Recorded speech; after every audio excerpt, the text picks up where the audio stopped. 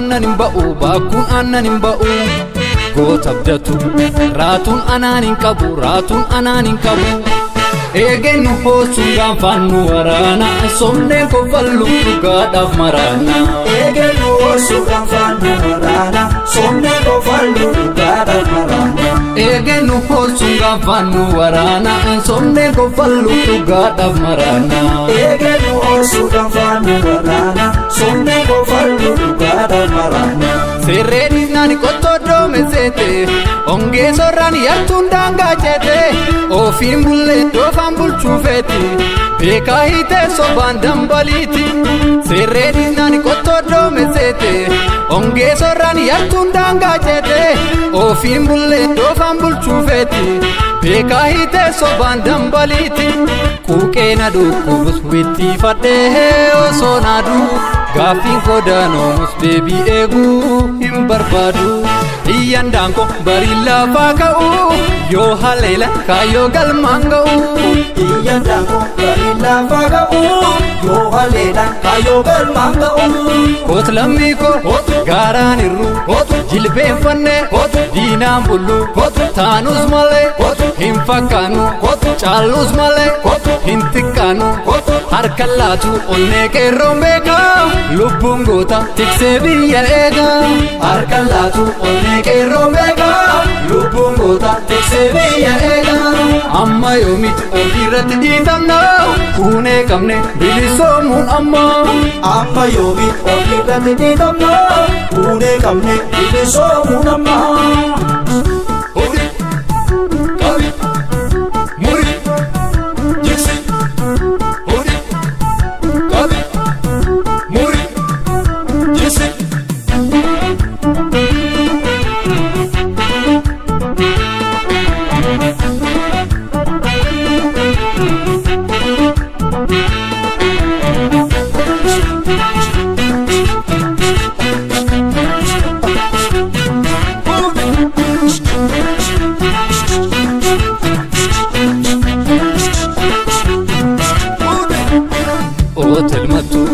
Baakkuun aannan hin ba'u baakkuun aannan hin ba'u goota abdatu raatuun anaan hin qabu raatuun anaan hin qabu eegennu hoosuun gaanfaan nu waraana somneen kofallu dhugaadhaaf maraana eegennu hoosuun gaanfaan nu waraana somneen kofallu dhugaadhaaf maraana eegennu hoosuun gaanfaan nu waraana somneen kofallu dhugaadhaaf maraana eegennu hoosuun gaanfaan nu waraana somneen kofallu dhugaadhaaf maraana Aangoon feeneef nu dhugaa kajeelle Kuufaan jenne beelamnee nu gamee Mammiidhamnu badii keenya beekne Feenee dhabnee takkan feene taane Aangoon feeneef nu dhugaa kajeelle Kuufaan jenne beelamnee nu gamee Mammiidhamnu badii keenya beekne Feenee dhabnee takkan feene taane Kuuqeena dhukkubus witti fadhee osoo naadu Gaafiin kodaanoomus deebii eeguu hin barbaadu Iyandanko barilla fakau yo halela kayo galmaan ga'u Iyandanko barilla fakau yo halela kayo galmaan ga'u Kottuu malee saraar sare loltuu malee marmaar sare sanyii goota loltee moota sanyii mooti gaadaan keeti harka laatu onnee qeerroon beeka lubbuun goota tiksee biyya eega harka laatu onnee qeerroon beeka lubbuun goota tiksee biyya eega amma yoomiti ofirratti dhiitamna kuunee qabne bilisoomuun amma yoomiti ofirratti dhiitamna kuunee qabne bilisoomuun amma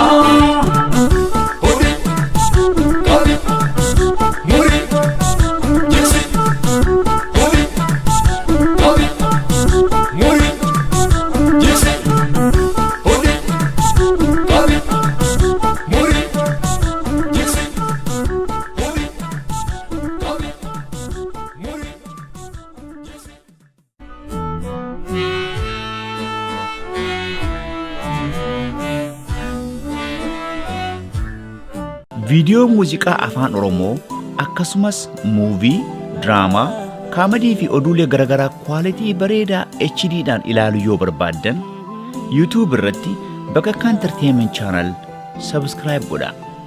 Bakakkaa Entertainment kan Oromooti.